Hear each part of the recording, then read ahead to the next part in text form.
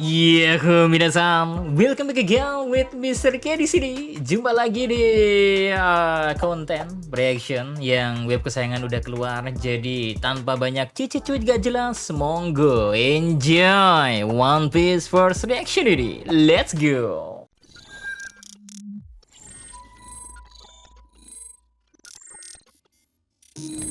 Guys, judul chapter 1100 bukan berjudul pinjem dulu 100.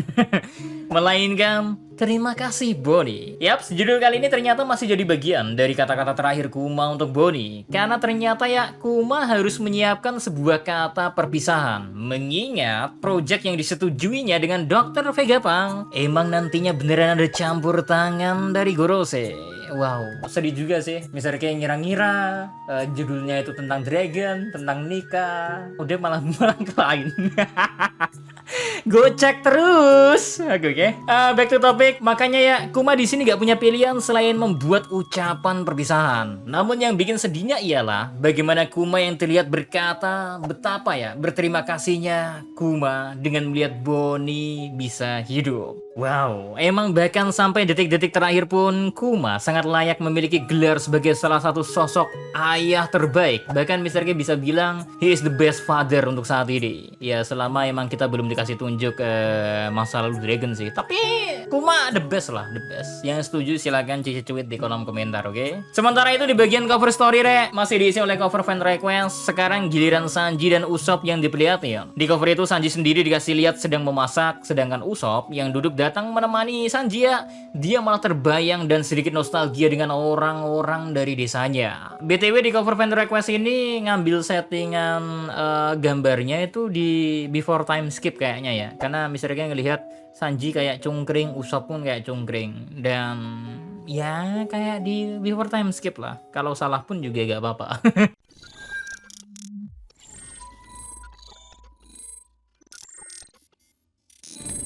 And now masuk ke menu utamanya, di mana lanjutan kilas balik dari Kuma masih berlangsung. Di sini ya dikasih lihat setelah Dr. Vegapunk pindah gara-gara insiden di Panghazard, Kizaru diutus untuk bertemu dengan Dr. Vegapunk dan Kuma. Di mana di situ salah satu tujuan dari Kizaru pun membawa Denden Mushi yang sudah ditunggu oleh Saint Saturn. Karena ternyata di sini Saint Saturn memang menginginkan kesempatan untuk berbicara dengan Dr. Vegapunk. Yaps, tanpa banyak basa-basi ya, Saint Saturn langsung to the point bilang ya, kalau dirinya mengetahui Dr. Vegapunk memiliki kesepakatan dengan seorang bajak laut. Oh ya, di sini juga posisinya, meski berada di ruangan, tapi Dr. Vegapunk tuh gak tahu kalau dirinya sedang dimata-matai, karena Denden Mushi emang terpasang di ruangan itu. Yang mana Dr. Vegapunk emang posisinya udah gak bisa mengelak, Terus kita sendiri pun tahu kan, kalau alasan terbesar Dr. Vegapunk ikut ke pemerintahan dunia, ya apalagi kalau bukan karena mereka bisa memberikan dana untuk membiarkan kegiatan si Einstein ini. Sedangkan sekali aja dicap menjadi pengkhianat, ya kabar dari Dr. Vegapunk bakalan sama seperti yang terjadi baru-baru ini, Cuman emang di situ beruntungnya ya, Kuma tuh cocok untuk jadi inang dari project milik Angkatan Laut ini. Makanya Saint Saturn masih seolah mengokekan, meski kondisinya Dr. Vegapunk membuat kesepakatan sembunyi-sembunyi. Tapi tentu saja ya, Saturn ingin menambah sesuatu kepada kesepakatan yang dimiliki oleh keduanya. Dimana ada 3 hal yang ingin ditambahin oleh tetua Gorose.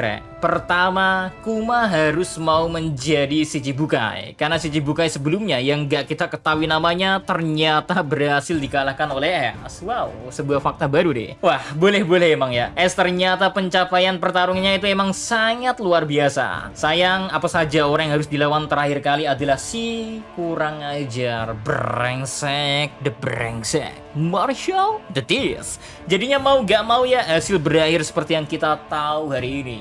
Donat di mana-mana. Lanjut, poin yang kedua. Kuma harus mau menjadi senjata manusia selama di bawah operasi cyborg ini. Yang lebih parah ya, poin ketiga yaitu ya Kuma harus menghapus seluruh ingatannya setelah seluruh operasinya selesai. Wow. Emang dasarnya pemikiran iblis ya kayak gini, sebuah hal yang tentu membuat kita geleng-geleng kepala. Bahkan Dr. Vegapunk sendiri gak langsung setuju, karena dia terlihat berkata menghapus ingatan seorang sama aja dengan membunuh orang itu secara gak langsung. Wow, jadi kayak ingat kata-kata dari Dr. Hiluluk sih. Tapi dengan tegas ya, Saint Saturn hanya menjawab kalau Dr. Vegapunk saat ini gak berada di posisi bisa membantah dirinya. Kalau dipikir-pikir emang ini semua tuh saling terhubung dan akhirnya baru terjelaskan kan mengapa kondisi Kuma sekarang kayak gini dan bagaimana akhirnya Kuma tuh jadi si Cibukai terus bertarung di bawah bendera Angkatan Laut. Lebih parahnya ya, kesadaran Kuma tuh naik turun hilang ya. Karena emang semasa bertugas menjadi si Cibukai, ya proses Project Pacifista ini tuh emang terus berlangsung, Re. Karena sejak awal ya, Dr. Vegapunk udah ngasih tahu kalau proyeknya tuh bakalan memakan waktu kurang lebih 2 tahunan. Sedangkan untuk menyembuhkan Bonnie bakalan memakan waktu 1,5 tahun, di mana ya 1 tahunnya tuh full fokus pada proses pemulihan. Emang dasarnya aja Kuma terlalu baik sih. Beres mendengar apa yang didengarkan oleh Saint Saturn, bukannya marah karena permintaan yang gak masuk akal sebagai kondisi dari kesembuhan anaknya, Kuma yang padahal harusnya tahu dirinya tuh jauh lebih berharga dari ini. Kuma sama sekali gak mementingkan dirinya sendiri. Padahal Kuma saat itu berada di posisi sedang kuat banget loh, Re. Dan bisa memicu banyak sekali revolusi di mana-mana. Belum lagi dia yang terakhir tersisa dari rasnya, yang mana itu menjadi poin penting sebagai nilai tukernya ke Bonnie. Sayang, Kuma waktu mendengar 3 permintaan dari Saint Saturn itu aja ya, dia langsung menangis dengan bahagia. Karena pada akhirnya Kuma mungkin merasa kalau anak ini bisa diselamatin dan dirinya akan memberikan kesempatan untuk anaknya agar bisa hidup sebebas dan se-explore mungkin. Anyway, sebagai jaminan untuk menekan kemungkinan Kuma kabur bersama Bonnie, pemerintahan dunia pun bermain dengan sangat cerdas dan licik. Karena Kuma itu ditahan gak memiliki kesempatan untuk bertemu Bonnie, khususnya setelah waktu 6 bulan operasinya itu. Ya, meski setuju ya, Kuma menambahkan suatu kondisi di mana dia meminta untuk Bonnie dikembalikan ke Sorbet Kingdom. Karena mau bagaimanapun, Sorbet Kingdom udah kayak tanah kelahirannya dan banyak orang yang akan menerima Bonnie selepas dirinya pergi. Nah, momen selanjutnya lah yang membuat kita cukup tercengang, Re. Dimana pesta yang dilakukan oleh Kuma, Bonnie, Kizaru, Dr. Vegapunk yang mana hal itu pun ngebuat mereka semua menjadi semakin dekat. Ya, ada satu jogetan yang sama seperti yang pernah kita lihat di Pulau Skypiea. Sebuah jogetan yang sama dengan tariannya diajarkan oleh ayahnya Kuma tentang Sun God Nika. Lalu, seperti pada perjanjian sebelumnya, setelah selesai dioperasi selama 6 bulan, akhirnya hari perpisahan dari Bonnie dengan Kuma tiba. So, Kuma pun mengatakan kalau dia berterima kasih ke Bonnie sudah lahir ke dunia ini. Sebuah kata-kata yang tentu sangat menyentuh hati. Hanya saja Bonnie yang masih kecil, dia tak menyadari kalau momen itu akan menjadi momen pertemuan terakhir bagi dia dan ayahnya. Karena setelah momen itu ya, Bonnie akan lanjut dibawa ke Sorbet Kingdom sesuai permintaan Kuma, di mana Bonnie masih harus menjalani pemulihan selama kurang lebih 1 tahun lamanya.